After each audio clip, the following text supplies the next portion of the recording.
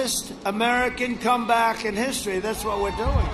Now, I like to say that the medicine I took, Regeneron, I'd like to say that it had no impact on me because I'm a perfect physical specimen and I'm very young. But I decided to take it anyway. And that's Donald Trump, and we'll hear from Joe Biden later on. And in a moment, we'll speak to a prominent Democrat. But first, I'm joined via Cisco WebEx by the Republican strategist Erol Morkoc. Good to see you, Erol, and thank you very much indeed for joining us. I was just listening to Donald Trump there. I mean, are there any new messages from him to try and, garner new support, or is it just a repeat of what we've heard before? Because it all sounded rather familiar, I'm afraid. Well, yeah, when he went across his whistle-stop tours, the speeches were in somewhat repetitive fashion, but Donald Trump is able to dig new information out of the Biden campaign, as we saw in the final debate, when he was able to get Joe Biden to admit in a very tactical way that he was going to at least be on the long-term drawing down of fracking. And in keystone states, especially like Pennsylvania, which this election is going to come down to, that was giving Donald Trump new material. Will I say that a lot of it was doubling down on his base? Absolutely. And what we're seeing is that every metric of momentum we need is coming into this last week. It's a horse race. It's a political horse race. You turn the final corner, and that's where you start to see separation between the candidates. And, we're seeing that ground game that we had in Michigan pay off the last 4 years. Nobody paid attention. We registered 264,000 new people to our voter rolls. And those are people who are keen to register, which means they're keen to vote. And the early voting numbers that we're seeing out of these during these Trump campaign speeches, all of a sudden the big advantage that Mr. Biden was supposed to have quite simply isn't there. We're looking at perhaps Donald Trump going in ahead in Florida into the general election, where we're projected to have a huge turnout. So if the Republican model of massive Republican turnout models next to a reduced Democrat turnout, along with the changes we're seeing in demographics, especially with African-American men who are starting to break for President Trump, I think his doubling down on all of these messages is exactly what you need, in contrast to Joe Biden, who sits in his basement, puts a lid on his campaign and quite simply isn't capable of handling a schedule like that. I mean, most of us aren't, to be honest. I'm not sure I could keep up with President Trump. And so all of that is coming together, coalescing at the right time. And I do believe that the messages, while they are of a repetitive nature, they're also drilling in the message the days before the election. Donald Trump understands the showmanship that's required, the way that you get people, physical bodies to the poll, and some of that requires a maybe non-sophisticated, repetitive message, but it certainly isn't because there's lack of creativity. It's directed and driven. Okay, but well, I mean, you talked about Michigan there. I mean, the latest figures we're seeing out of Michigan shows an expanded 10-point lead by Joe Biden. But of course, I mean, we'll have to see whether those polls are correct. But against the backdrop of the coronavirus and all this early voting as well, I mean, how different an election does this look to you? Well, it's unprecedented. I suppose you could go back to like 1922, you could have some semblance of similarity.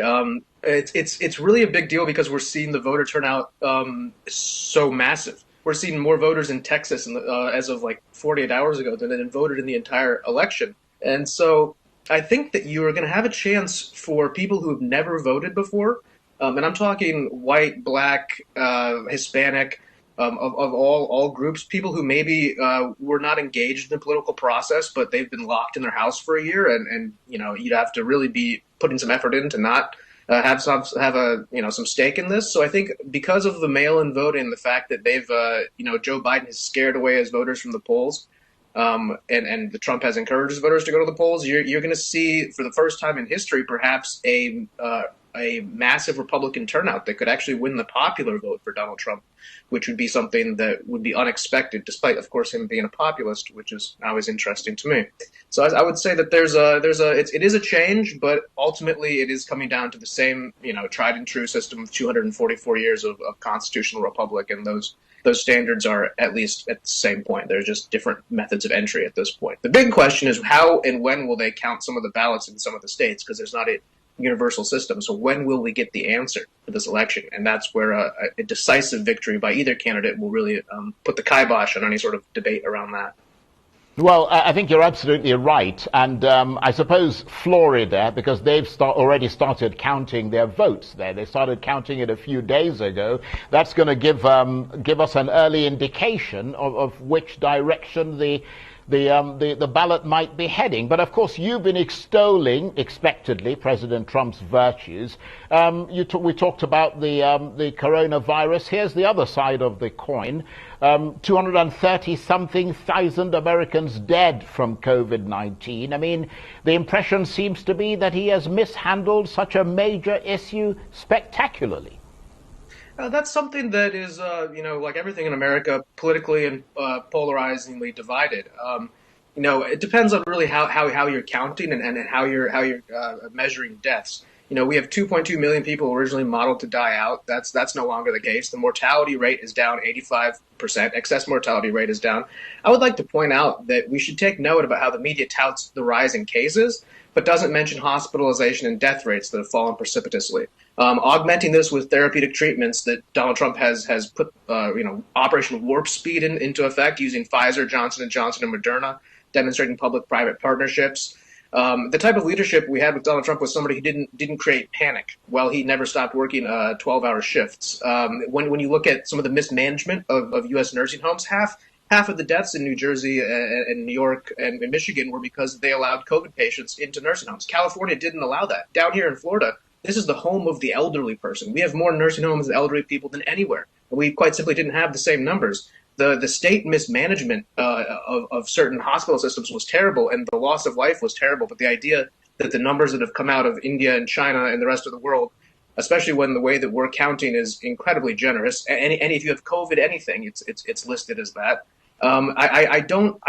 It's not that I wish to minimize any of the loss of life or that it's not a real thing, but the metrics are skewed in the idea that we've lost 250,000 people. Meanwhile, Germany's lost 5,000 people. I mean, it's a matter of counting. It's a matter of how it's chosen. And his supporters don't believe that he's done anything but in the best interest of his people, whether it comes to locking down from China or anything else that he did. Well, we've got about a minute left. I mean, will you at least concede that Mr. Trump has fallen short on his messaging as far as social distancing, the wearing of masks, easing lockdowns too early, etc., and setting the wrong example for Americans to follow?